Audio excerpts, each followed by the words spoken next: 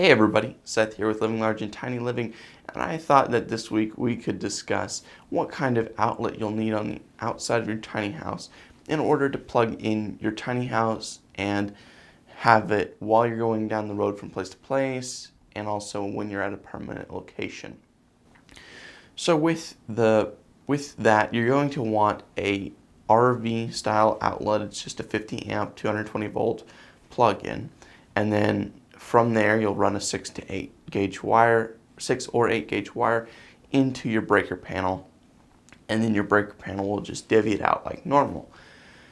Well, that's great if you're at a setup location where you have access to that 50 amp 220 volt plug-in.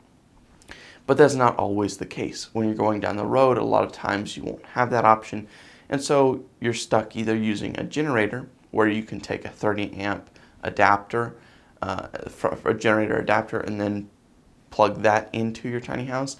Or if you really need to and you're not going to be using a whole lot of energy, you can also take a adapter and go from 110, 15, or 20 amp wall outlet and then use an adapter to convert that over into the 50 amp 220 volt plug-in. And so this is really interesting that you can do this because it makes it a whole lot simpler to go out and travel from place to place and have some power. Now the thing about it is you can't power your entire house with a house outlet, 15 to 20 amp house outlet. And the reason is it only provides 15 to 20 amps of power, and your entire house is probably going to draw more than that. And so that allows you to maybe use a microwave and a few lights, or power up a computer and air conditioning or something like that.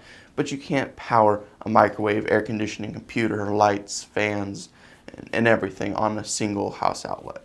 This has brought up a question in the past of, does that pose any issues or hazards of starting fires or something along those lines, where you're going from a 15 amp house outlet to a big 50 amp 220 volt tiny house?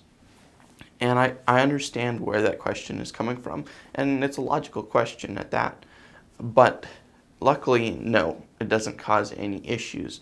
And the reason being, your tiny house is set up to take in a lot more power than what you're putting in. So your house isn't going to have any issues with that amount of power. And then after the breaker, it's not going to have any issues either, as long as everything was wired up correctly and you have the right breakers tied to the right wires.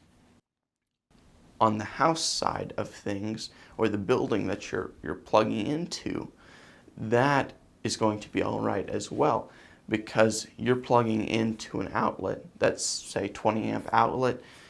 Back in the breaker, they will have a 20 amp breaker, and that 20 amp breaker will stop sending electricity to that wire or to that plug if too much energy is being drawn. So if there's 25 amps being drawn, the breaker will flip, and then that will keep the possibility of a fire starting from happening. So you won't have to worry about that. And so as long as everything is wired correctly, there's no need to worry about having the mixture or anything like that. But again, I will say that you can't power your entire tiny house off of it unless you have just minimal appliances and lights and everything turned on.